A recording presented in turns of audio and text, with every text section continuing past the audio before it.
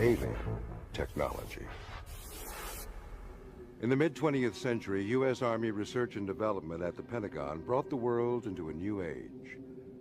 Incredible advances were made, which helped bring Americans to the highest standard of living ever achieved by a nation. Were outside sources and government influences involved in the origins of high technology? Does the new quantum leap in technological sophistication suggest the role of some outside influence? Could technology like the microchip, which is ubiquitous in our lives, have come from an extraterrestrial source? Is it alien technology? If the acquisition of alien technology is a fact, that certainly could have happened. My guess is that if we did pick up any technology at all, it would have then landed in a very sensitive, compartmentalized intelligence area, in which only a very limited number of people would have access to that information. In the late 40s, the U.S. military recovered a spacecraft of unknown origin that utilized extraordinarily advanced technology for propulsion, communication, surveillance, and scientific inquiry. This technology was previously only theorized by scientists. This shocking discovery prompted President Harry S. Truman to organize the Majestic 12, an elite group of high-level government officials, military officers, scientists, and academicians. They devised a plan to dissect and assess the potential application of these technologies for military and commercial use. This process came to be known as reverse engineering.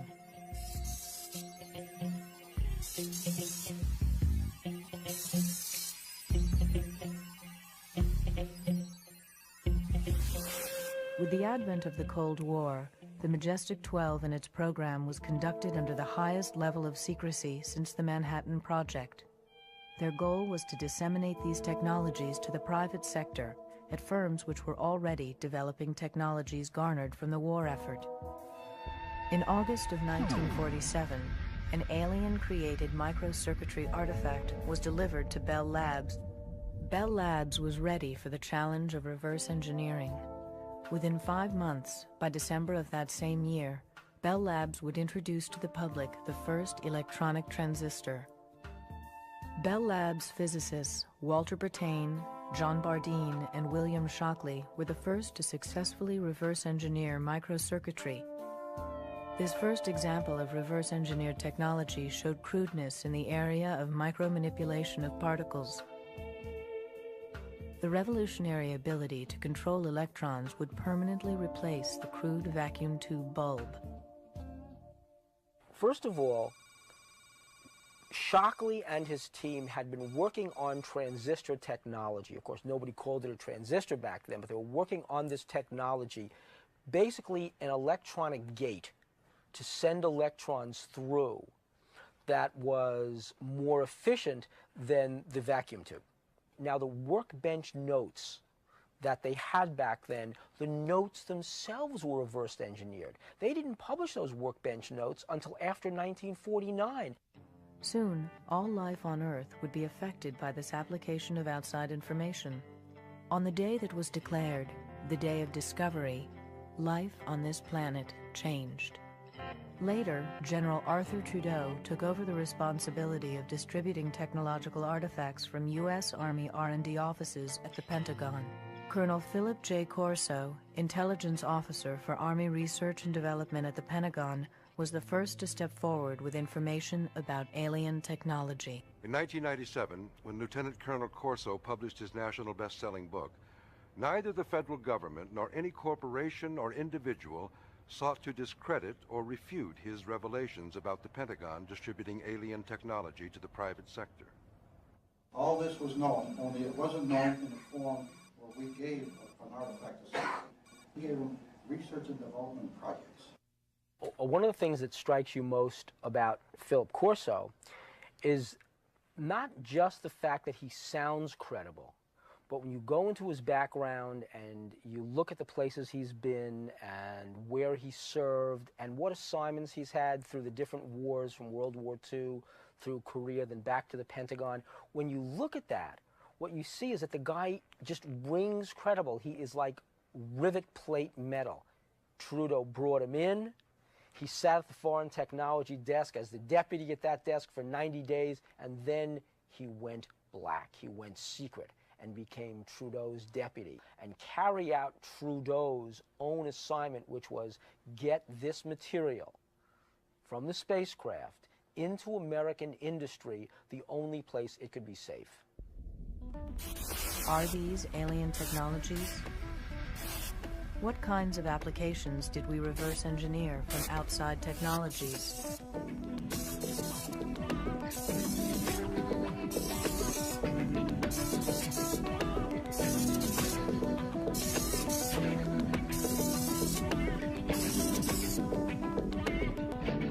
Here, Corso said in 1961, he was looking at what turned out to be a fully functional electronic microcircuit. And they brought those, he said, to Bell Labs, because they knew that back in 1947, Trudeau had told him that the Truman administration, that the Army had brought wiring panels from that, they called it a lander. They called it an alien lander. They brought that to New Jersey, where Bell Labs was. And what Truman said to them back in 1947 was, he didn't know what this was, but he said, what is the lowest common denominator? What is the least complicated device you can create, you can reverse engineer from this? How did we show seeming mastery of the atom without a complete understanding of it? For thousands of years, our concept of the atom was very simple. Only now do we know otherwise. Albert Einstein was the first known theorist on stimulated emission and general and special relativity. These provided a simple conception of the atom for people of the 20th century. One of these atoms probably would appear as a tiny elastic sphere, a sphere formed by negatively charged electrons swarming around a massive nucleus of positive electricity. Public opinion holds Albert Einstein as the foremost authority of the atom. Yet, he did all of his work without ever actually seeing one. Today's scientific activity is being done on the quantum level. Theoretical universal string theories contradict some of Einstein's presumptions on the nature of universal law. Regardless of how scientific theory has developed, recent trends in reverse engineering of alien technology couldn't have begun without these scientific foundations. What does the atom mean to us today? No one had ever seen the atom until the present, but the concept has already helped shape society. Is the microchip an intrusion from an outside source? There should have been a parallel in our understanding of what was being created. Without a parallel comprehension of this technological quantum leap, the result has been social disintegration, alienation, and dysfunction. Our scientific understanding has reached downward to the submolecular world and upward to a new global awareness. Yet these advances contradict a diminishing sense of both community and of our responsibility to Earth and to its future generations. The reverse engineering theory holds that the most advanced technology is the result of an outside influence. Looking at technological advances today and trying to explain how those breakthroughs came about in our society, either way, reverse engineering fits right along with the natural progression of things when new technologies emerge. Critics of this viewpoint put reverse engineering into a category that includes paranormal mythology. Well, this is merely an excuse to discount evidence that would lead to a new perspective. Nevertheless, the microchip has become an integral part of many of the electrical machines and appliances that we use today. Its fundamental purpose is to manipulate electrons at the molecular level to perform as electronic switches. In 1958, it was Jack Kilby who was credited with inventing the microchip. In 1965, semiconductor pioneer Gordon Moore predicted that the number of transistors contained on a computer chip would double every year. This is now known as Moore's Law. Deciphering the microprocessor took 23 years. The microprocessor brought us to increased speed of control of information. In 1970, when Ted Hoff revealed the microprocessor, how much was known about electron behavior? For decades, electrons worked in microprocessors while scientists tried to figure out exactly how they worked. At that time, research was still all in theory. We had no understanding of micro-manipulating mechanisms, ion beam implantation, and electron beam lithography, all used now in manufacturing of electronics. Picosecond imaging circuit analysis is currently used at IBM to study the behavior of electrons in microprocessors. Circuit analysis has produced this high-powered camera to study microcircuitry. A picture of the speeding electron is taken within a trillionth of a second. It has been 40 years since the microchip was invented. Why only now are researchers seeing the submolecular level? Since we can only now recognize electrons at the atomic level, does this support the notion that reverse engineering produced this technology? Is our modern use of microchips and other advanced technologies actually a result of alien technology? Why was the development of alien technology so clandestine? And why would it be so harmful for the public to have this knowledge? What would happen if we learned about the true origins of the laser?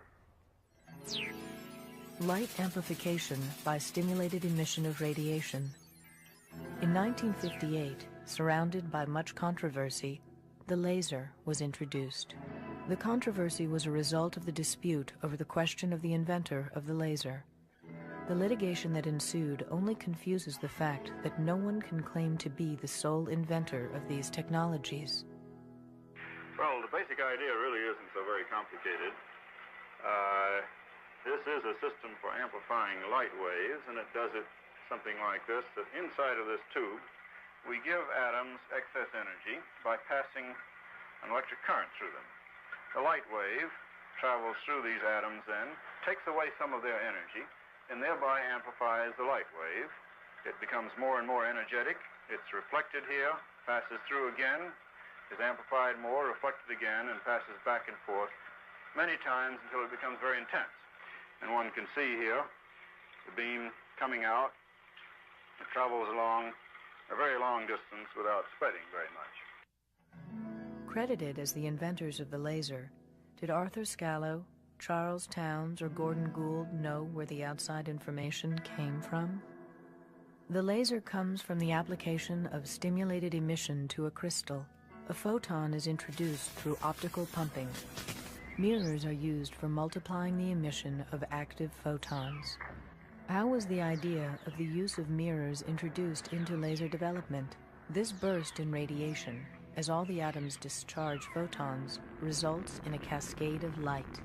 The beam generated by most lasers is pencil thin and maintains its size and direction over great distances. Army laboratory at Columbia University, which staged its first test on a laser right around 1960. That's where they took the laser cutting tool. Not to say this is what a laser is. They already knew what a laser was. What they needed was a working benchmark model of what they could reverse engineer to get a quantum leap on the very technology they were trying to develop. Technology has now harnessed light. The molecular arrangement of crystal gives direction to light. It is the same molecular arrangement that contains light. We now control information in this light. Some of the companies that were involved in reverse engineering of fiber optics are Bell Labs, Hughes Aircraft, General Electric, IBM, and Corning Glass. Research was done by thousands of people before the mystery of light unraveled. Unlike Thomas Edison and the light bulb, people are not aware that Charles Kao contributed to one of the greatest achievements in technology, the harnessing of light. Why isn't Kao a household name? Has he been lost in the process of reverse engineering? Fiber optics have been manufactured and sold to the public with no question as to its origins. 1,000,000 years of evolution overnight. How did this happen? Smaller than a human hair, the fiber is 2 layers, a crystal core with a glass layer. 2 strands of fiber optic cables can carry over 1,000 conversations. Light is reflected inward from the interface of the 2 layers. Even though alien crystal fiber applications may surpass our current scientific understanding, fiber optics is so far our greatest reverse engineering achievement. Evidence of high technology continues to surface from locations all around the world, dating back thousands of years. The precision attained by these artifacts is a paradox. Present-day scholars remain mystified by the high technology of the ancients. No accurate record has ever been found which has information about the origins of these technologies. Frank Drake, Harvard astronomer, formulated an equation to speculate at the number of intelligent, communicating civilizations there are in our galaxy. N represents the number of stars in the Milky Way galaxy. Current estimates of this number are 100 billion. P is the fraction of stars that have planets around them. Current estimates range from 20% to 50%. E is the number of planets per star that are capable of sustaining life. Estimates range from 1 to 5. L is the fraction of planets in E, where life evolves. I is the fraction of L, where intelligent life evolves. C is the fraction of I that communicate. L is the fraction of the planet's life during which the communicating civilizations live. The answer, N, is the number of communicating civilizations in the galaxy. According to Drake, even the most pessimistic estimates yield hundreds to thousands of communicating civilizations. Through the media, we are already sensitized to the possibility of alien life forms. To maintain a logical perspective is a challenge considering our point of reference is only the popular media.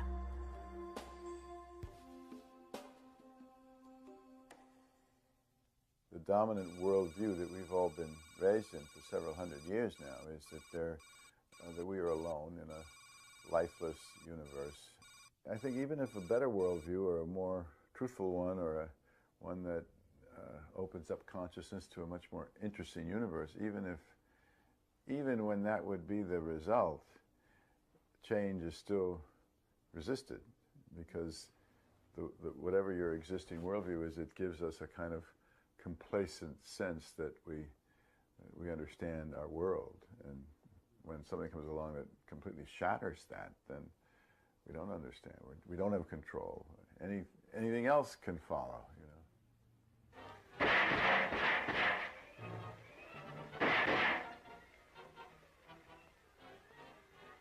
We're not human!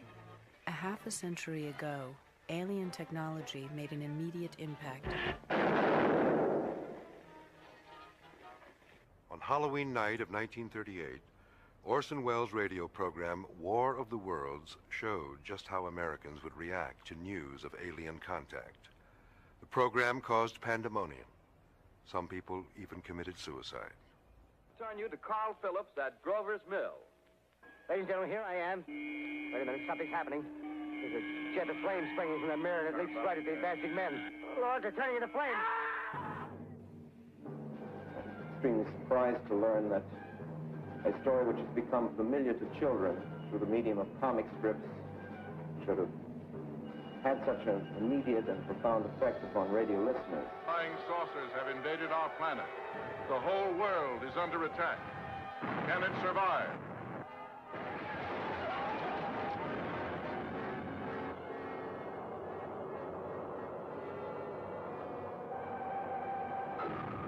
The U.S. government took note of the public's reaction to the show. Since then, the government's position has been very cautious on this topic.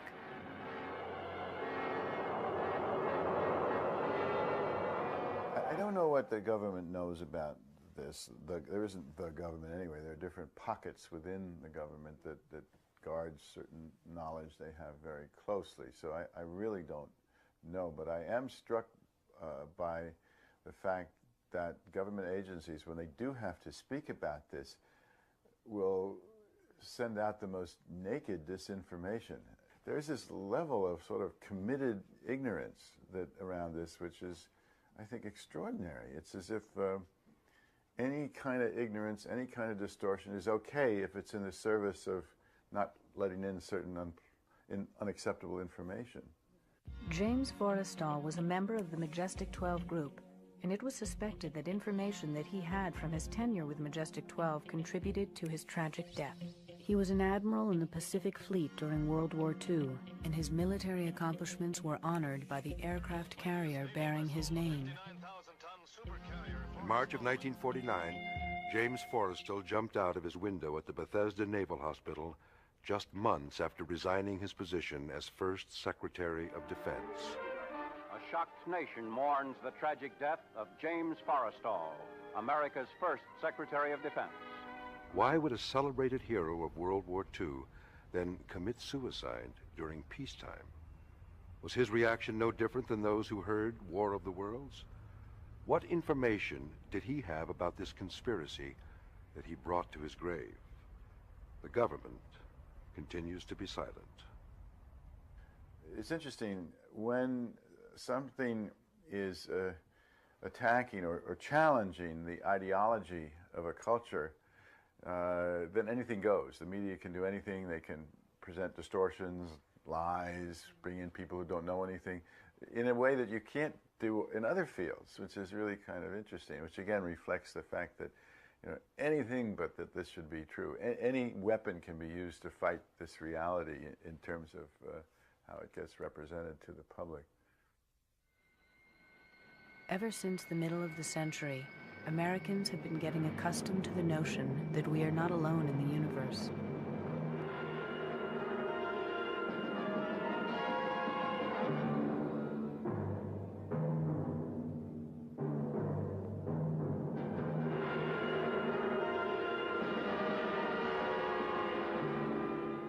I think there's no question that the tendency to show extraterrestrial encounters as either comical or sinister does influence a certain number of people who don't know any better.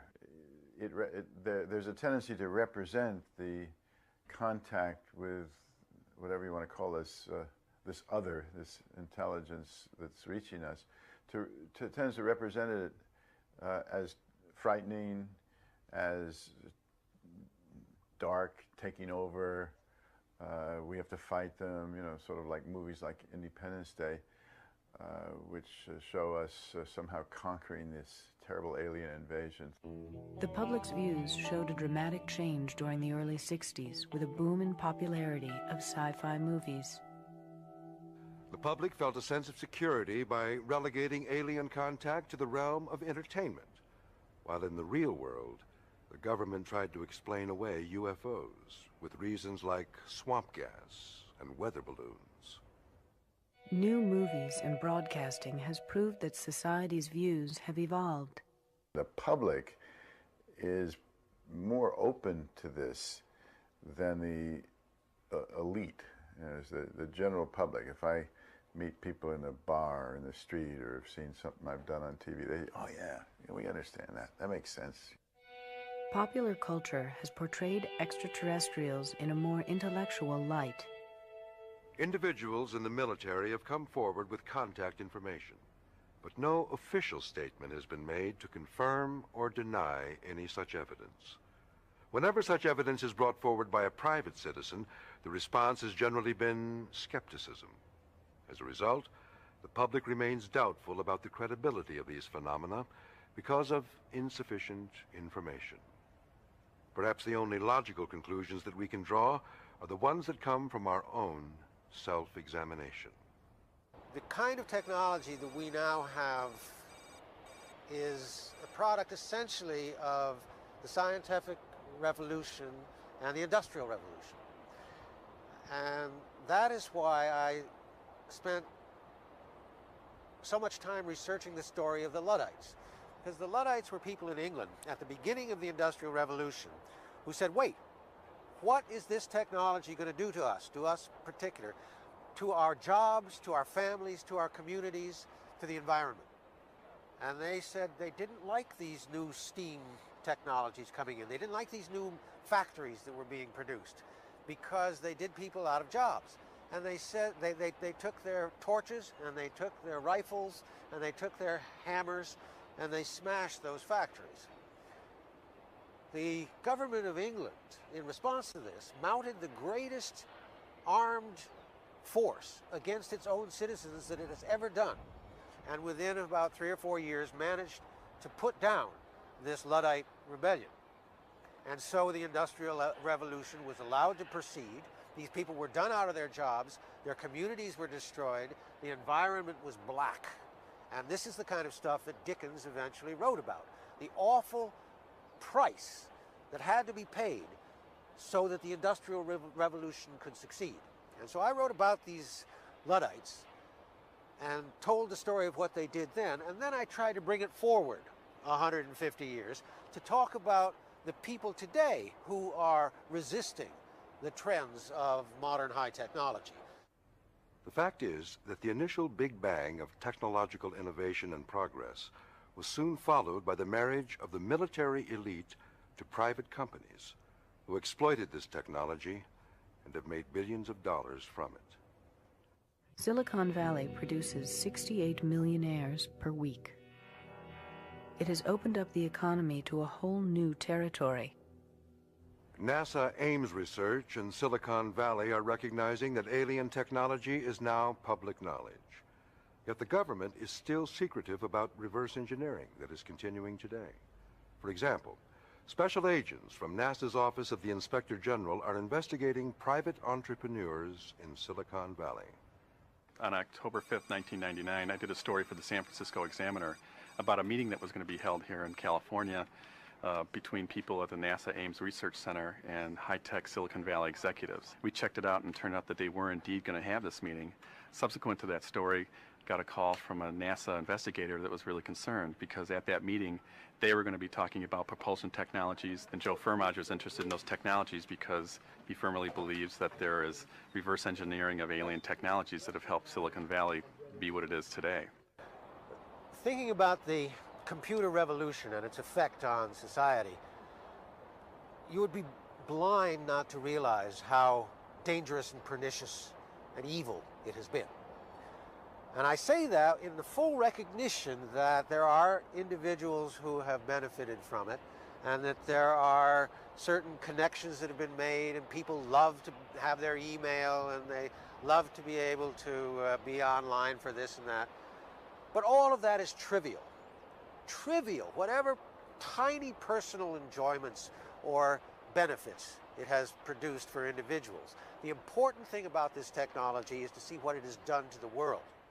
It's true that a few will be richer and richer, but what happens in a society, in a global society, where there are just a few rich and there are masses of poor? It is unsustainable.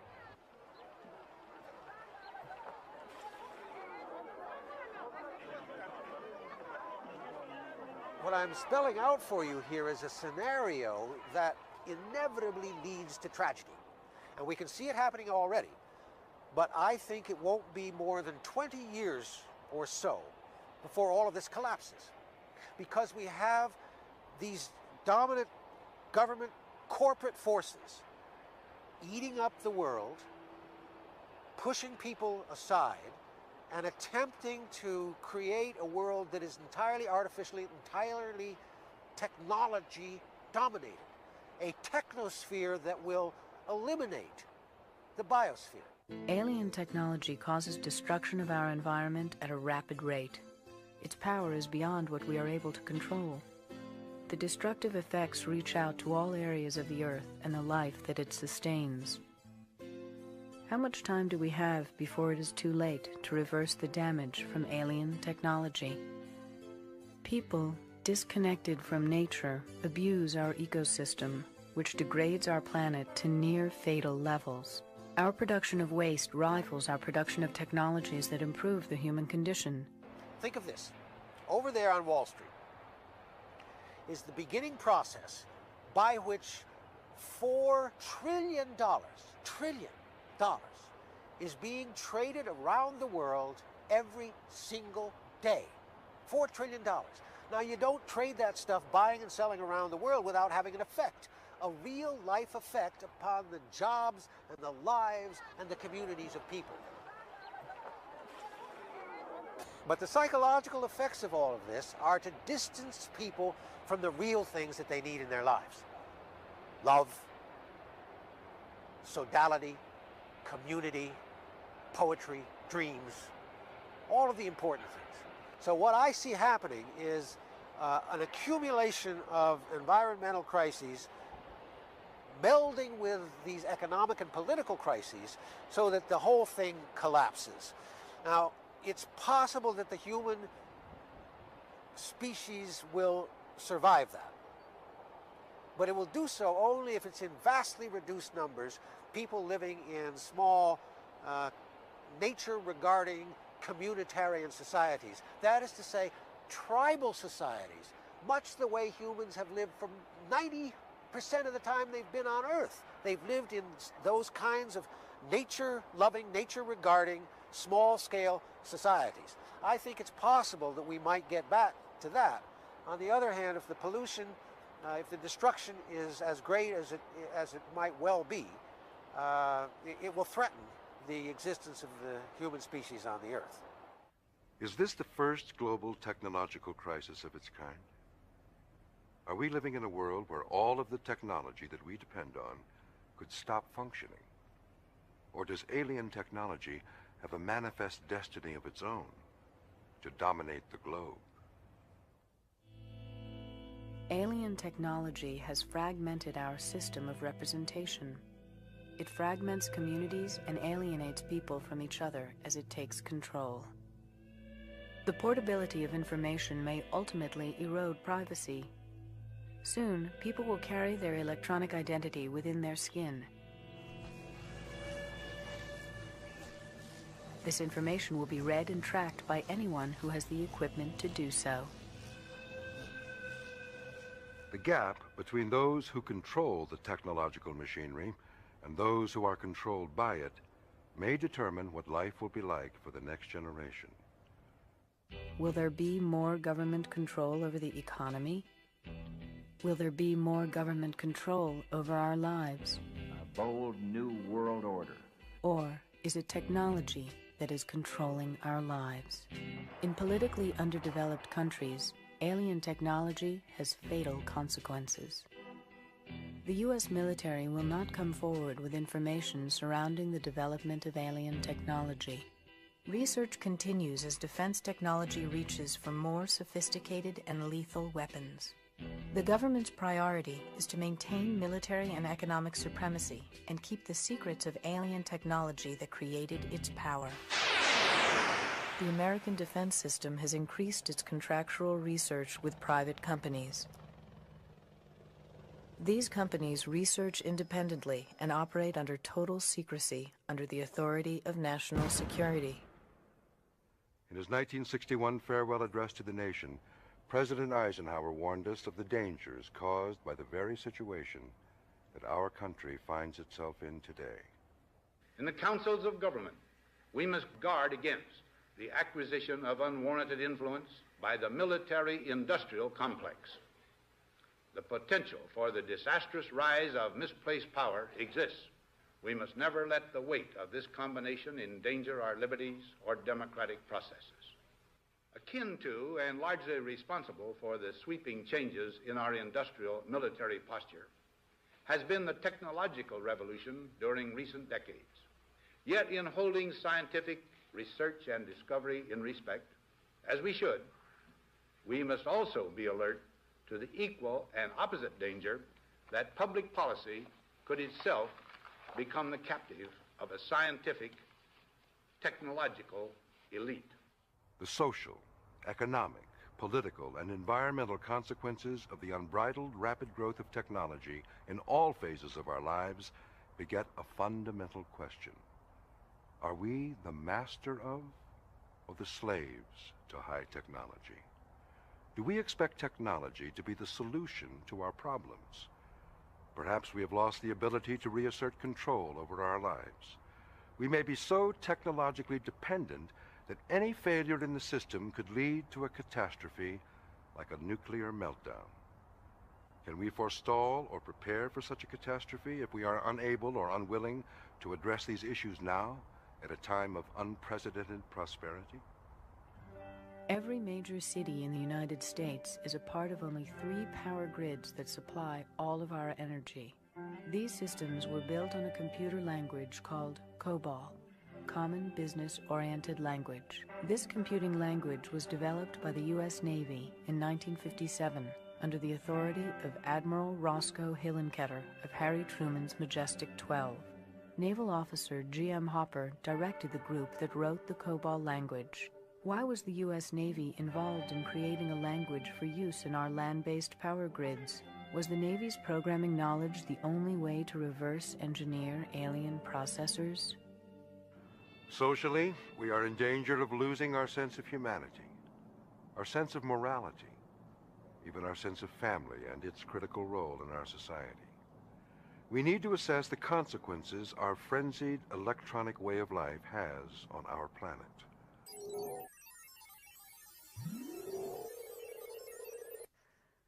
Breakthroughs in medical and drug research hold out the promise of treatment, cure, and prevention of our most dreaded diseases, even cancer and AIDS. Computer technology enhances our ability to diagnose, treat, and cure illness. Magnetic resonance imaging can provide doctors with detailed 3D images of affected organs and tissues. Advances in cardiac surgery techniques continue to enable physicians and practitioners to battle the #1 killer in the United States, heart disease.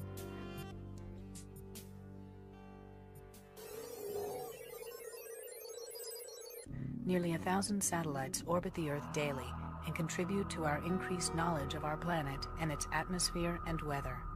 Scientists deploy increasingly sophisticated weather radar. Forecasts pinpoint dangerous weather patterns today more quickly and accurately than ever before. Good evening. Hurricane Andrew continues on its path towards the southeast Florida coast at this hour. The center of the hurricane is expected to cross the Dade-Broward area sometime between 6 and 8 a.m. tomorrow morning. Because of this advanced technology, communities have more time to take emergency measures in the face of a violent storm.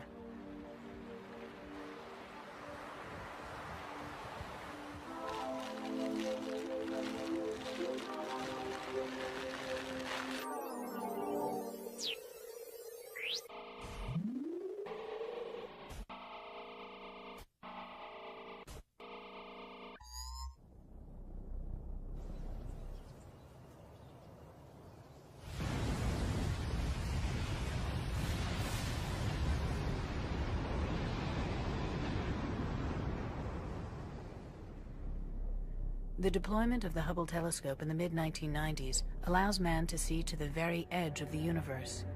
Extraordinary images of deep space astonish and electrify us. The recent World Trade Organization protests in Seattle were led by labor, environmental, humanist neo-Luddites, and fringe groups focused on economic and environmental issues. Yet pollution and waste have already done substantial damage.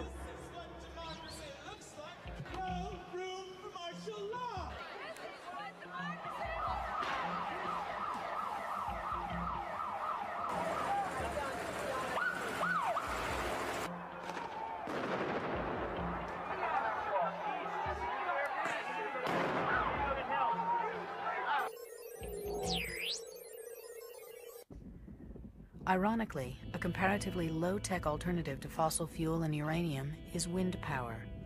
In some regions, it provides clean, reliable energy which could significantly reduce our reliance on imported oil, coal, or nuclear power. Unfortunately, the nuclear power industry is encouraged to develop through government subsidies several times the amount that solar or wind power development will ever receive.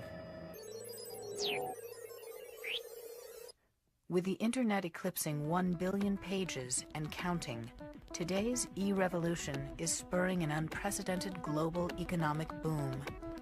E-commerce is expected to top several $1 trillion in the next few years. Alan Greenspan, chairman of the Federal Reserve, pointed out the critical role of high technology in the growth and reshaping of our economy and society. There are few signs to date of slowing in the pace of innovation and the spread of our newer technologies that, as I have indicated in previous testimonies, have been at the root of our extraordinarily impressive productivity improvement.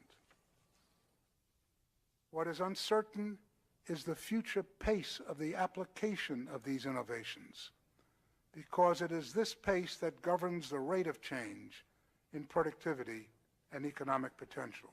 Since nearly any human being can link up individually to the rest of the world, the Internet may be the greatest mechanism of democracy ever made. Yet with such unlimited worldwide access to each other, how will our lives be affected? Just in the last few months, serious concerns over privacy and safety on the net have spurred government and corporate responses to arrest and prosecute hackers and other criminals. We may never find definite answers to the mysteries of alien technologies, but because of mankind's discovery and development of extraterrestrial tools, humanity has raced generations beyond our time, closer to our own enlightenment, or destruction, as a species. Furthermore, the rapid pace of technological change has only magnified these problems. So where does it all end? The disparity between the rich and poor nations and individuals continues to grow. The destruction of the rainforests and other habitat, nuclear proliferation, biological weapons, global warming, and ozone depletion show the immediate and direct consequences of technology gone amok. America is the largest arms merchant in the world. This undermines our credibility as a nation of peace. Recent wars in Iraq and Yugoslavia also show the trend toward high-tech electronic warfare, where drones, cruise missiles, and global positioning satellites enable the Pentagon to wage truly impersonal surgical war. Since the Big Bang of technology in the mid-20th century, we have seen the application and misapplication of this reverse-engineered alien technology in every aspect of our lives. We must raise our consciousness on a personal, emotional, global, and even spiritual level. We need to demystify and emasculate the iconography of technology. Maybe we can think and act less selfishly, with a greater sense of community, both locally and globally. Collectively, we can insist that our government, major corporations, academia, and the military seriously consider the consequences of our technological revolution. As citizens, we must insist our leaders address these issues both here and abroad. Globally, the U.S., as the world's sole superpower, must take the lead in shaping and applying high technology. America and its allies must press for a more thoughtful, slower approach to technological change. The Internet is the latest and perhaps an especially sinister example of high technology being used to foster racism, bigotry, and hatred. Our power is not through one person or group or nation. Collectively, we as human beings must fight against complacency, indifference, and ignorance. The world is shrinking every day, and we must act now to save our own humanity. The infinite power of the human mind and spirit can help us harness technology while protecting and healing ourselves and Mother Earth. Otherwise, we may eventually be doomed to nuclear, biological, or technological oblivion.